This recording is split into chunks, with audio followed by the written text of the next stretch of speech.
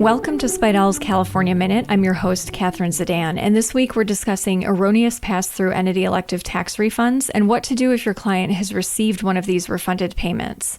We've been covering the pass-through entity elective tax in depth in Spidell's California tax letter. To see the benefits of this monthly subscription, go to caltax.com and click Publications. We continue to hear from practitioners whose clients are receiving refunds of pass-through entity elective tax payments made with 2022 vouchers. The FTB has acknowledged that due to issues with the 2022 Form 3893 pass-through entity elective tax payment voucher, many June 2022 pass-through entity elective tax prepayments were incorrectly applied to the 2021 tax year, resulting in erroneous refunds of these payments. As more extended 2021 returns are filed, we expect to see more of these refunds.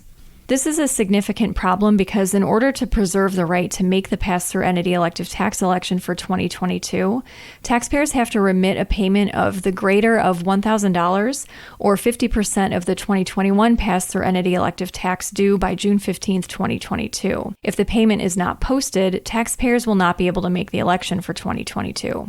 The FTB is allowing taxpayers to return these erroneous refunds to preserve their right to make the election. Although the FTB has not indicated a specific deadline to return these refunds, we recommend that taxpayers do this as soon as possible to avoid problems with 2022 pass-through entity tax elections. The method for returning a payment depends on how the payment was refunded to the taxpayer and what the taxpayer did with it.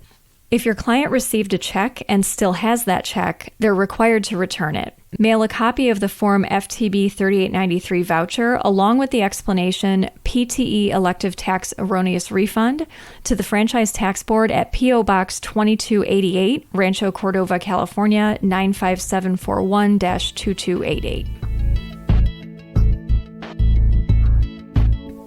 If your client cashed the check or received a refund by direct deposit, they need to resubmit the 2022 pass-through entity elective tax prepayment by submitting the payment on WebPay or sending another check with a Form FTB 3893 voucher, along with the explanation PTE Elective Tax Erroneous Refund to the same address above. For taxpayers paying by check, write the entity ID and tax year 2022 on the memo line.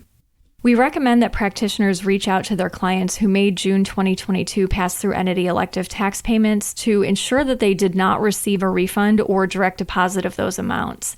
This is especially important for direct deposit recipients who may not even realize that they received the refund. If these amounts are not resubmitted to the FTB, taxpayers will be unable to make 2022 pass-through entity tax elections.